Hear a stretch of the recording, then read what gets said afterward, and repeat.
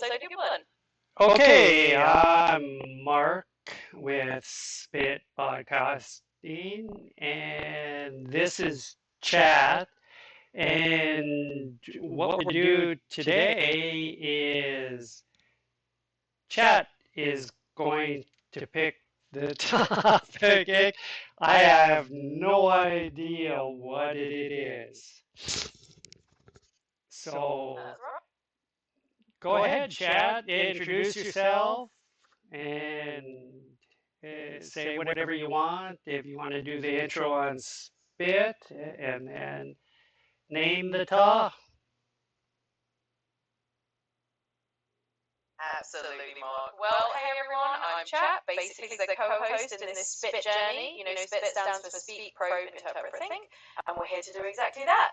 So today I'm going to pick the topic, and I think we're going to dive into a fun little mystery. Let's talk about the historical mystery of the Antikythera mechanism, basically an ancient Greek computer found underwater. We'll chat about what it might have been used for, and why it's such a cool piece of history. So, let's get into it.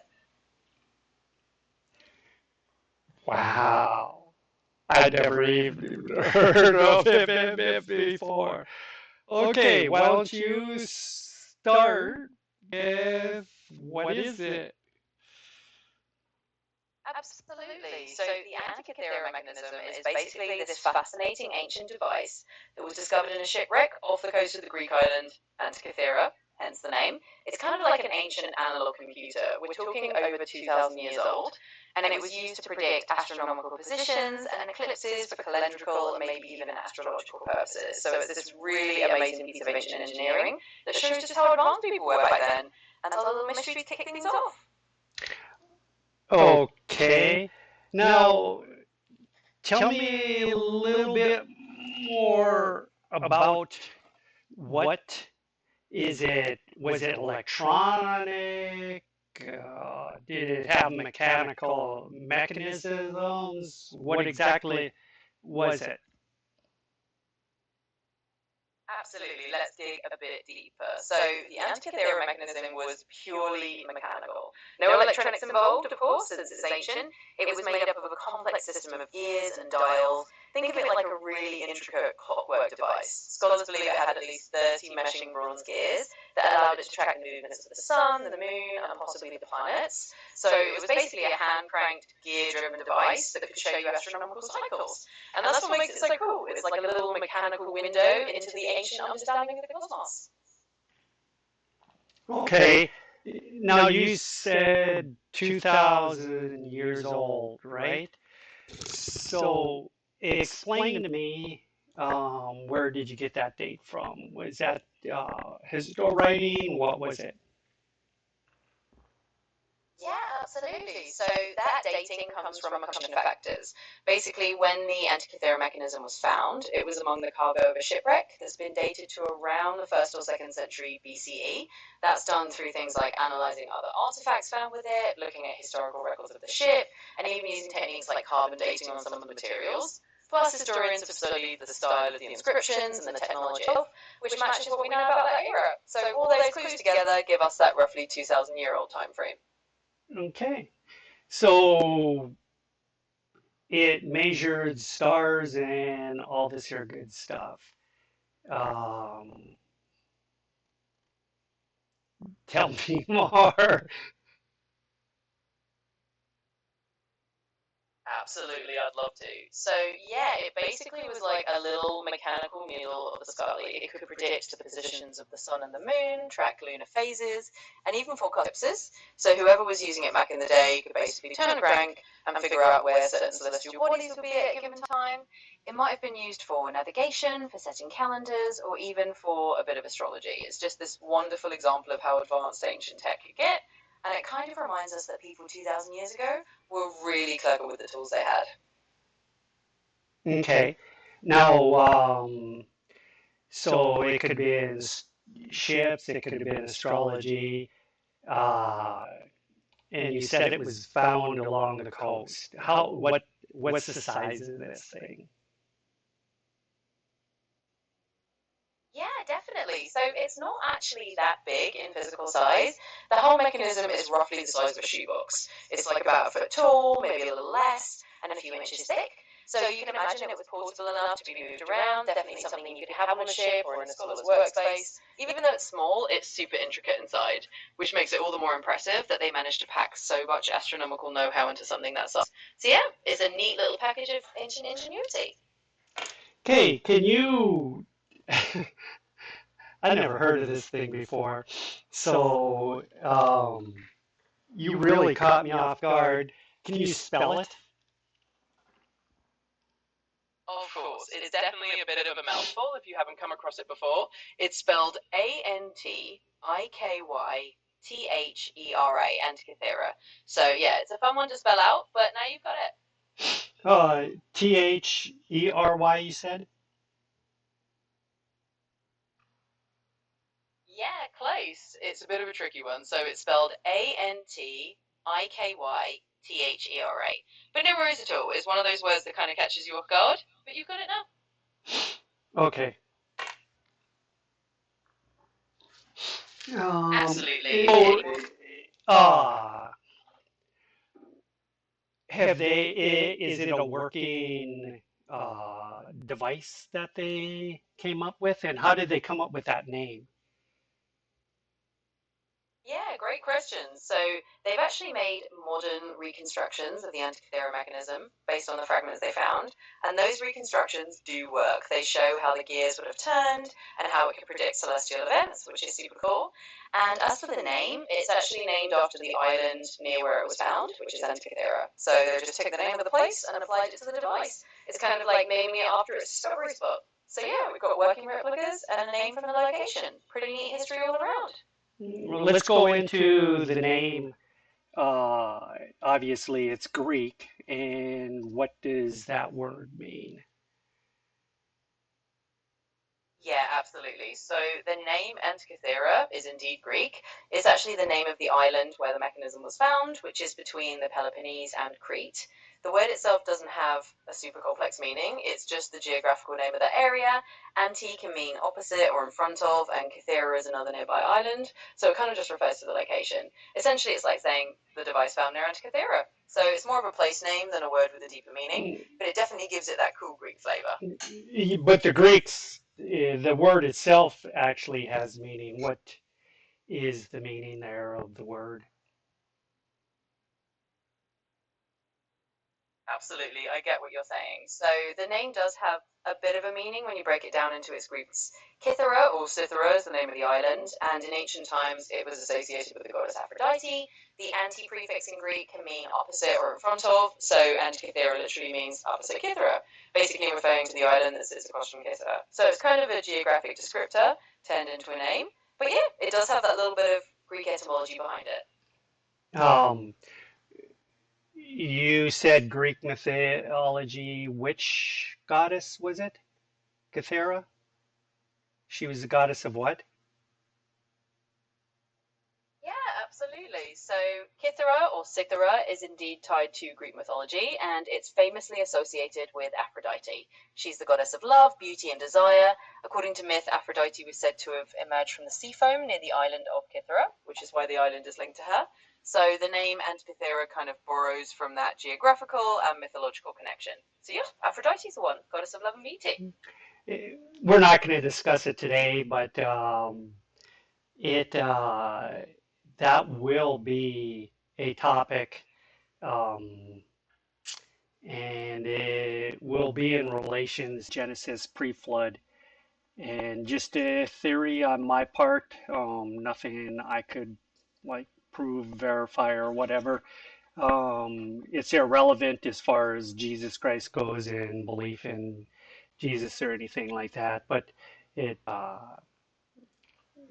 it's kind of interesting that part there. Uh, so they think astrology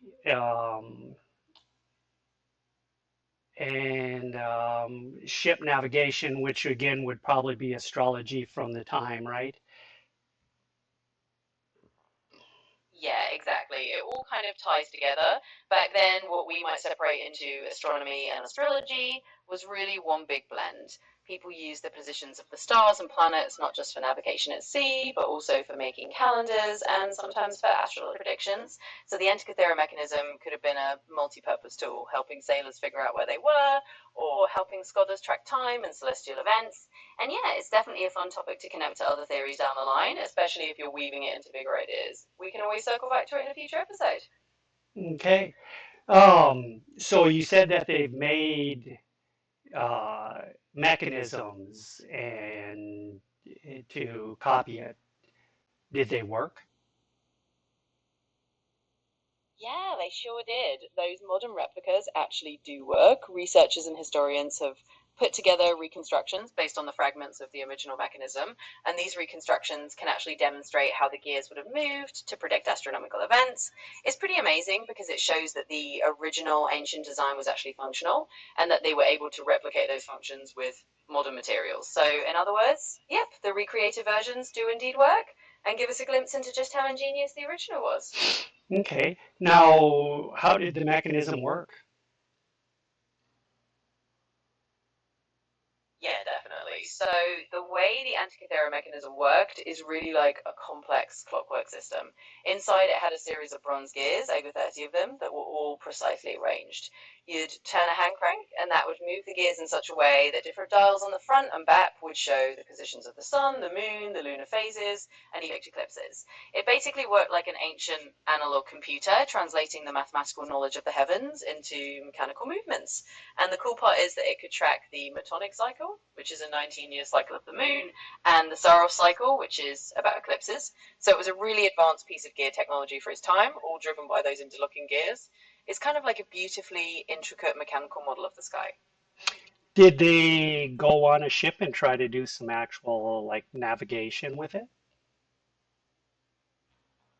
Yeah, that's a really interesting thought. As far as I know, they haven't specifically taken a replica out to sea to navigate in a practical sense. Most of the testing and reconstruction has been done in more of a laboratory or a good environment to show that it can track celestial events. But the idea is definitely that it could have been used for navigation. If someone back then had it on ship, they could have used it alongside their other tools to figure out positions based on the stars. But in modern times, it's mostly about proving that it worked and understanding how they built it rather than taking it on a voyage. Still, it's a pretty fascinating possibility. Okay. Now, I know sextants were used of the day. Uh, how would this compare to something like that? Yeah, absolutely. So a sextant is kind of a different beast. A sextant is basically a handheld instrument used to measure the angle between a celestial object and the horizon, and sailors would use it to determine their latitude at sea. It's more of a direct observational tool. In comparison, the Antikythera mechanism is more like a predictive, gear-driven calculator of celestial positions. Instead of measuring angles in real time, it was designed to show you where things like the sun or moon would be on a given date. So you could think of it as more of a forecasting tool, while a sextant is more of a real-time navigational instrument. They complement each other rather than replace each other. So both pretty cool, but definitely different roles on the high seas. If you were to rate, uh, which would be higher technology between the two? Oh, that's a fun question. I think it kind of depends on how you look at it. In terms of sheer complexity and the number of moving parts, the Antikythera mechanism won't take the crown. It's like this intricate gear-based computer that's really ahead of its time in terms of design and the ability to predict celestial events. On the other hand, the sextant is a marvel of precision and practical usability. It's a bit more straightforward, but it's incredibly effective for real-time navigation.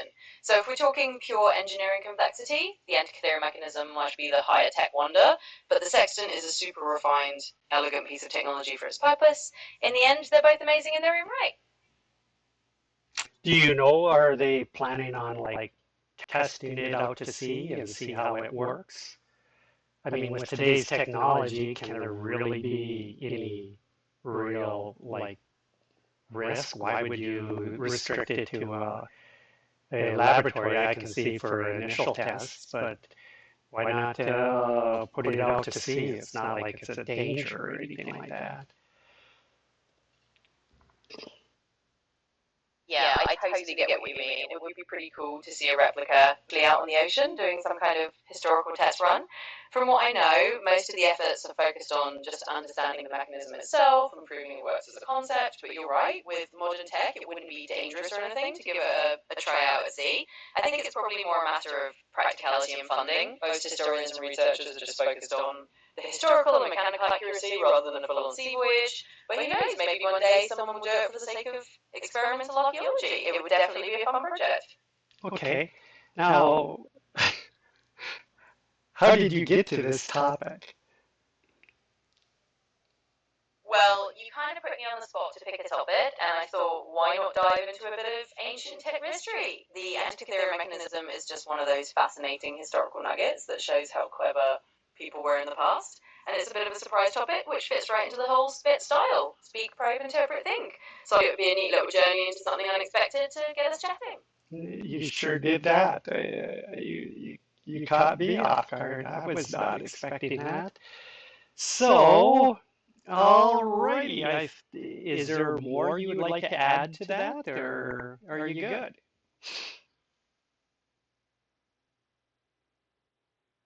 I'm glad it was a little fun surprise. Honestly, I think we covered the coolest bits about it.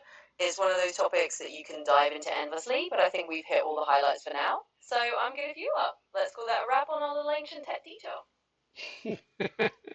Yes, we will call it a wrap and go from there. And thank you for your time. And so we'll call it an episode. And Absolutely. go ahead and finish. Anything you want to finish on, I'm done. All right, sounds good. Well, I'll just say it was a blast diving into that with you. Thanks for letting me throw a curveball topic your way, and we'll wrap this episode up here. Until next time. Okay. And I put that out there that um, I'm gonna.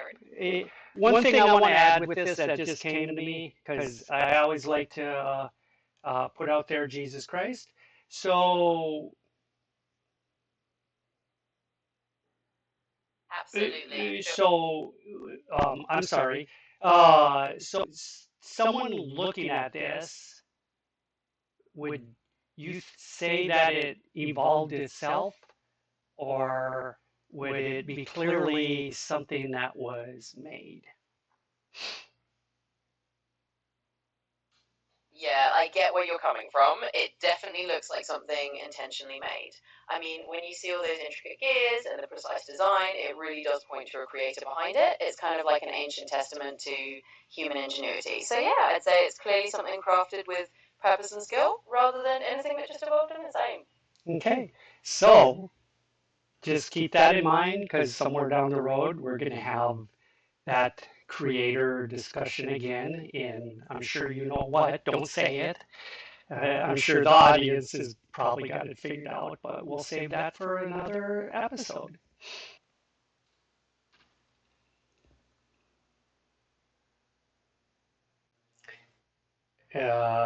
You're done? Absolutely. I'll keep it in mind and we'll save that for a future episode. No spoilers. And yeah, I'm all good here. We'll wrap it up and we'll dive into that creative discussion next time. Thanks for the chat. Yep, it doesn't necessarily mean that'll be the next subject. It's just putting it out there. Okay, and for all of you followers, thank you for following. And this is Spit Podcasting, and we will ask you to speak, probe, interpret, and think. And we'll call that a wrap. Have a good day.